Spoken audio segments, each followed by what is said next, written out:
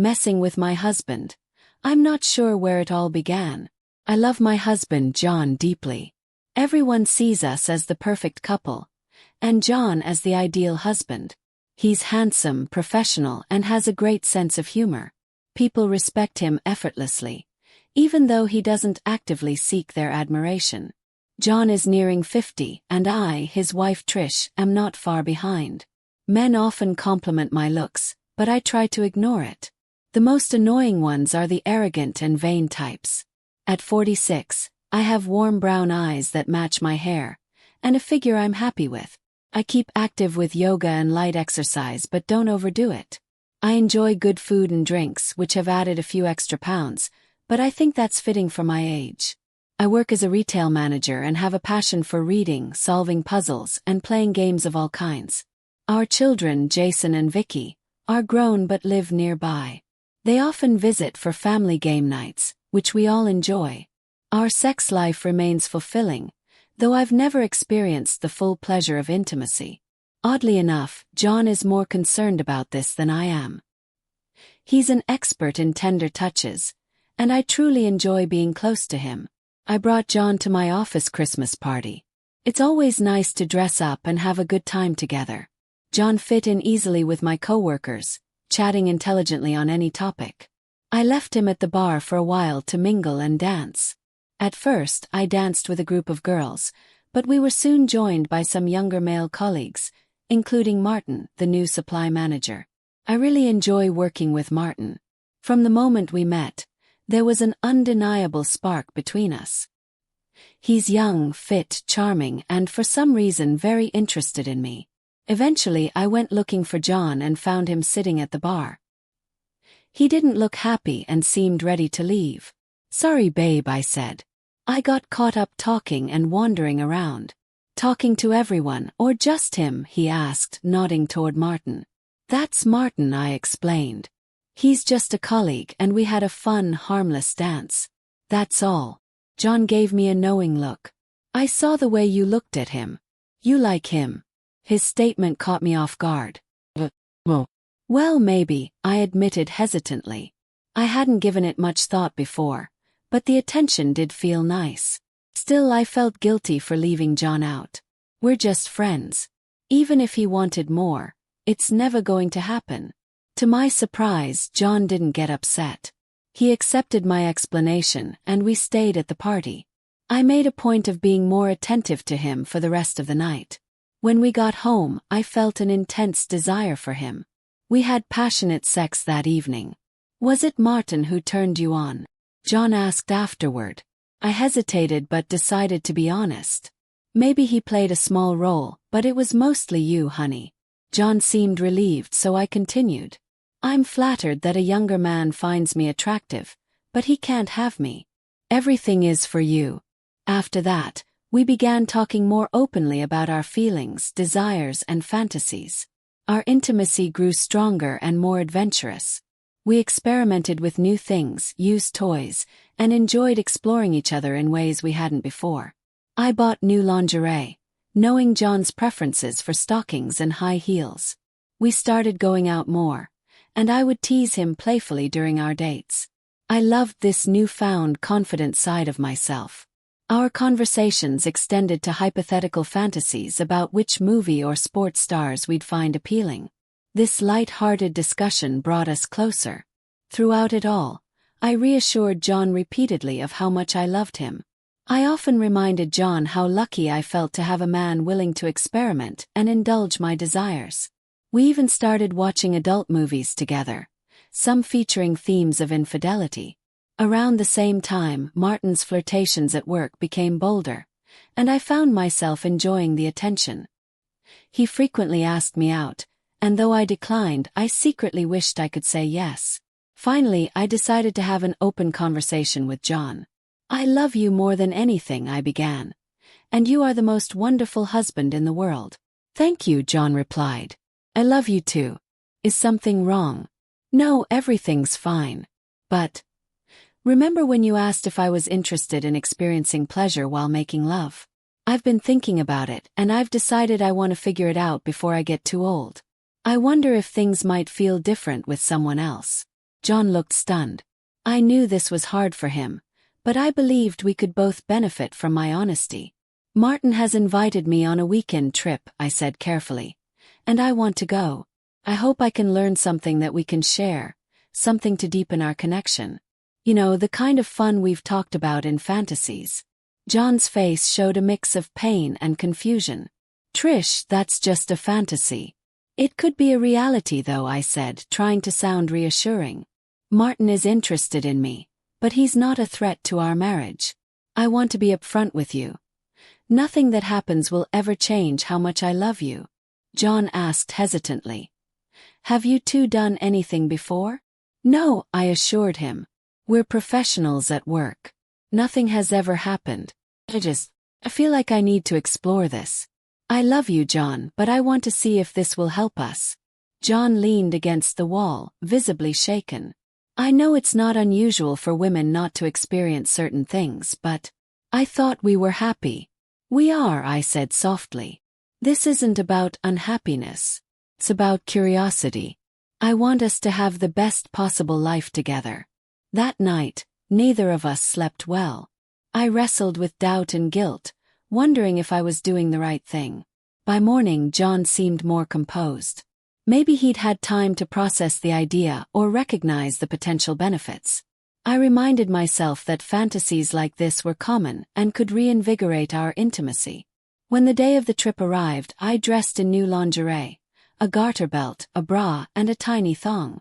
It felt strange, even intoxicating, to prepare for another man. The thrill of arousal mixed with guilt as I packed my suitcase with dresses, heels, and intimate pieces. Before leaving, I kissed John goodbye. I'll be back Sunday, I said. Be ready to take me back.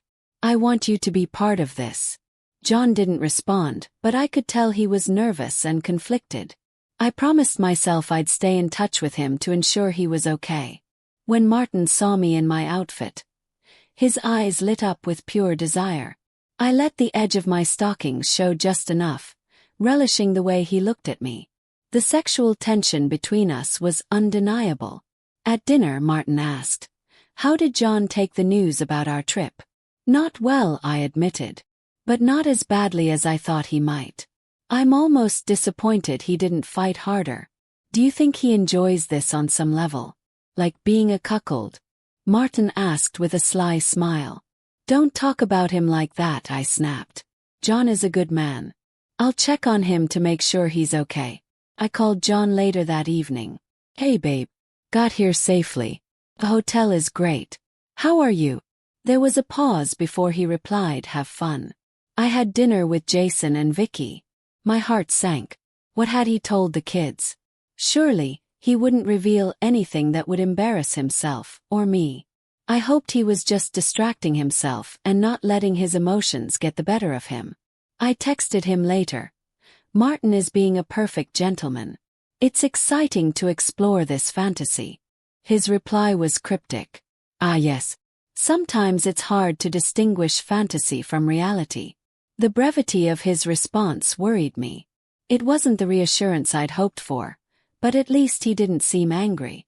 Martin noticed my preoccupation and grinned. "He's handling this better than I expected. Maybe he does enjoy it. Why not send him a selfie of us together?"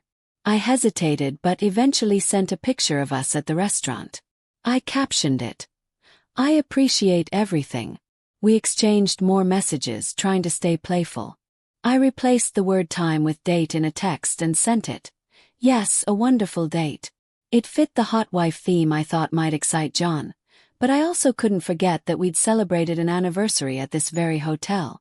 The memory lingered, and guilt tugged at me. John replied, "Sounds like you're having a great time. You certainly dressed up for it, and I see no wedding ring." His words stung. I was reminded of our anniversary here, and I felt a pang of regret. If tonight is anything like that, it's going to be a great night, I thought to myself. I texted him back, trying to be reassuring. "Babe, the ring will be back on my finger on Sunday when I get back to you. Love you." Even as I wrote the words, a wave of guilt washed over me. But I pushed it aside, confident that I could make it right when I returned home. Martin and I finished our meal, the tension between us reaching a boiling point. We skipped the offer for another drink and headed to the room. On the way, I quickly texted John. Already on my way up. Hope it turns you on. I'll be your hot wife soon. Tell me, how are you feeling? The moment we entered the room, Martin kissed me, a deep and passionate kiss. You won't regret this, Trish, he murmured.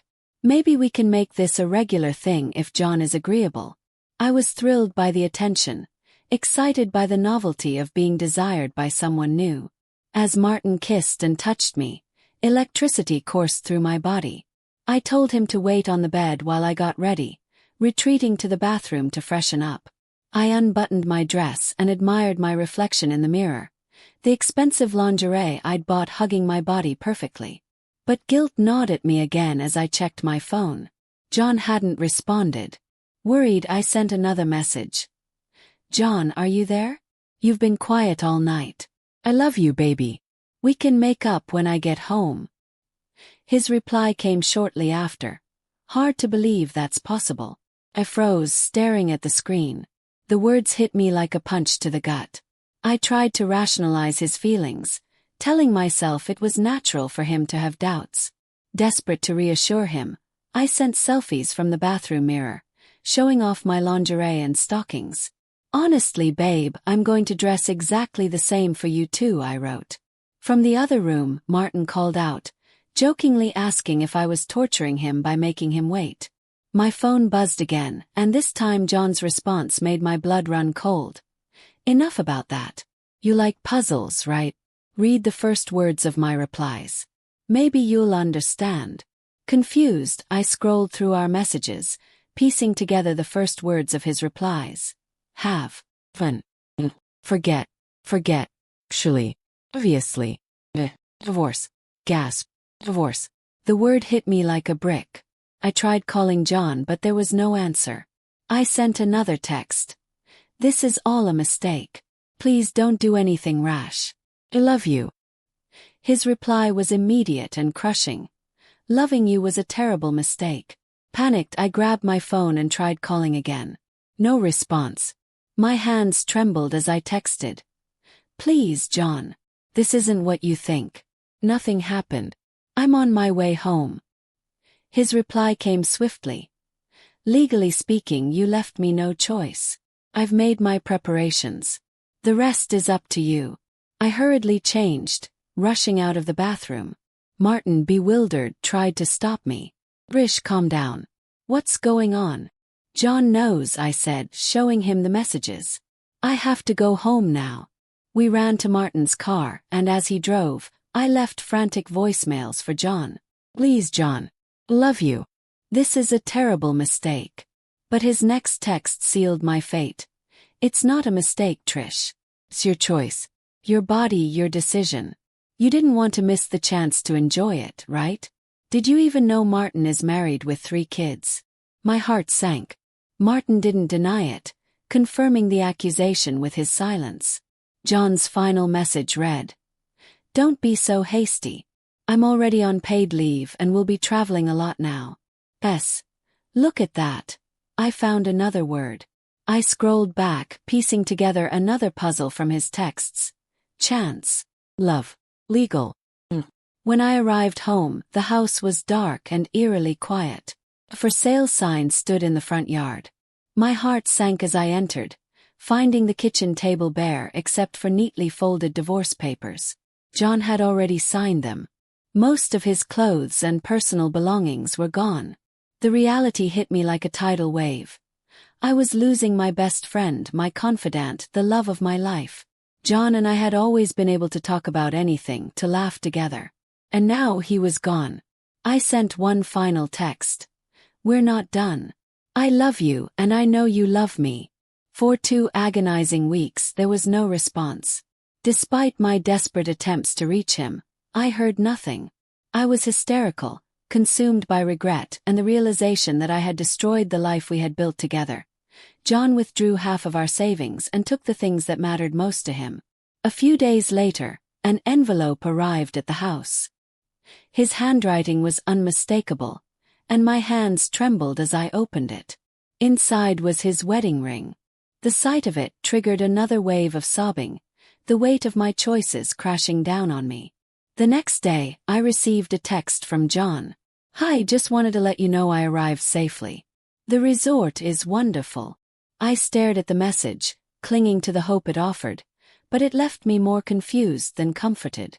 Attached to the message was a photo of a stunning beach, the turquoise water glistening under the sun.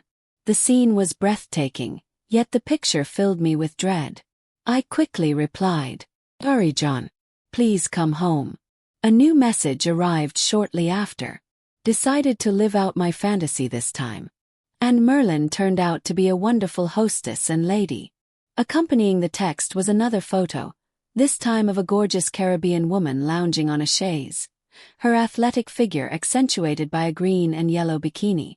My stomach sank.